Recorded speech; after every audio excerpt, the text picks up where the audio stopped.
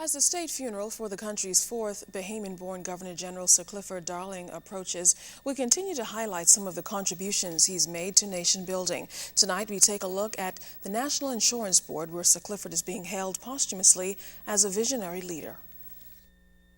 His picture remains on display in the foyer at National Insurance, quietly reminding everyone of the role he played in this country's national development, namely the establishment of the National Insurance Board. Sir Cliff he has the distinction of having been our first minister, the first minister of National Insurance. He took over as Minister of Labour and Welfare from Sir Milo Butler in 1972.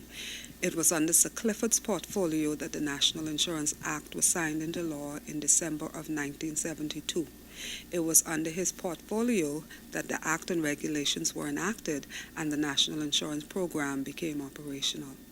Acting Manager of Public Relations at N.I.B, Pandora Butler, admits not knowing Sir Clifford personally, but declares that she knows full well the origin of the establishment. She's been an employee of for more than 15 years. Sir Clifford Darling, she says, is among those early visionaries helping to establish N.I.B as a financial safety net for workers. 26,000, 27,000 persons every single month receive a pension from National Insurance. That tells you how very important it is. I'm not even mentioning those ones who receive short-term benefits like maternity and sickness and unemployment now. But pensioners, there are people in this country who have food to eat, who pay light bill, who pay phone bill, only because of National Insurance, only because of their contributions to National Insurance, and then their returns from those contributions in the form of benefits every month. And not just benefits, there are persons who will never have contributed to National Insurance, they never paid, but because they find themselves in a position where they're unable to take care of themselves financially, National Insurance then steps in and provide assistances to them. Butler says she and her family are forever indebted to Sir Clifford. And people like my mom in particular, and again I get personal, they are so proud. Bahamians are proud people generally, and so they don't like asking for charity. National Insurance lends dignity to our people. They don't have to beg, they don't have to ask for charity. It is an entitlement.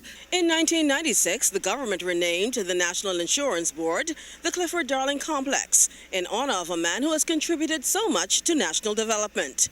Today, it will serve as a lasting memorial. Carla Palmer, ZNS News. Well, flags continue to fly at half-staff today ahead of the service for Sir Clifford Darling. You're looking at some video from outside of the House of Assembly, a live shot there where the final viewings took place today ahead of tomorrow's funeral service, which again starts at 11 a.m. Now, there are some traffic considerations ahead of the funeral service tomorrow.